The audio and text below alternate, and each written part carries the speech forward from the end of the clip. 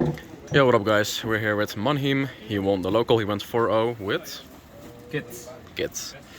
Alright, and I'm curious to your deck profile.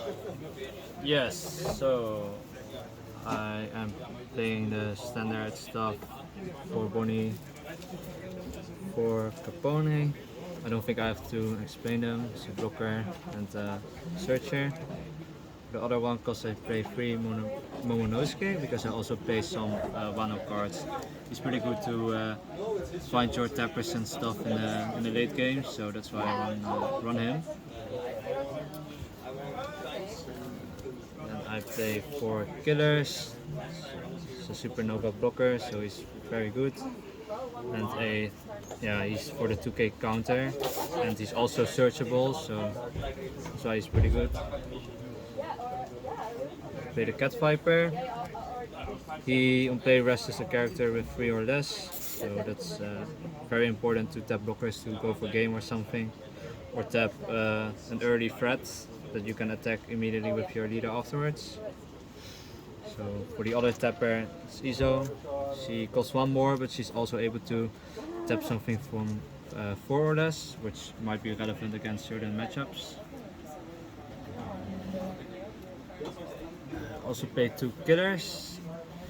I think in the Dutch meta, he's a pretty good card to KO opponents. For example, Okiku, because you cannot always kill it with an attack, and then you can just play him for free and then have a body, but also KO something you couldn't get rid of. And these are triggers, so that's also that might be very relevant if you get them from the triggers for the value. I believe one of the best cards in this deck, Okiku. That's why I run 4 of her. I believe you have to find her in kit, so 4 feels good. If I don't find her, then I have higher chances to find her, and if I start with her, then it's because I have 4 of her. Then I also play X-Drake, same reason as the 3-cost killer, but then for 4 or less, which again might be relevant against certain decks. I played 2 Laws. I have mixed feelings about this card, that's why I only played 2 of him. His on-play effect is insane, but as a blocker, I don't really like him that much. So, since he's a no counter, I only run him 2 times. Basil Hawkins, he's a beast. You play him for 5. When you have 1 done attached under him, then you can restand after battling another opponent's character, which is really relevant to clear the board, or you might even go for game with this card when they have 0 life and 1 blocker. So, very important card.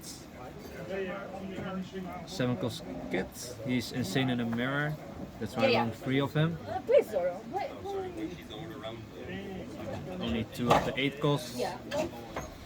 I don't feel like I want to play him in most of my games. I have him for Kaido or a blue deck.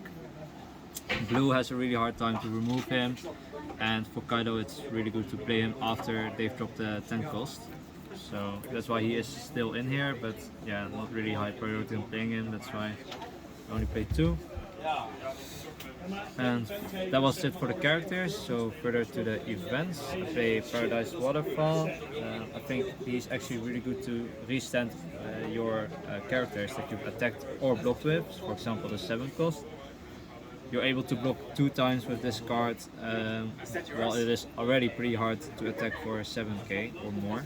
So that makes him an even more better blocker than he already is. But yeah, 2. I think I want to play more. It's hard to find space for it, but I'll have to think about whether I can make space for it. I almost lost my 3rd round in the Kid Mirror because he was able to do 3 Paradise Waterfalls on the 7-cost Kid, which is actually impossible for Kid to remove unless you find Draw Sword. So you're able to rest the 7 cost and then you can attack him. So these are very good events.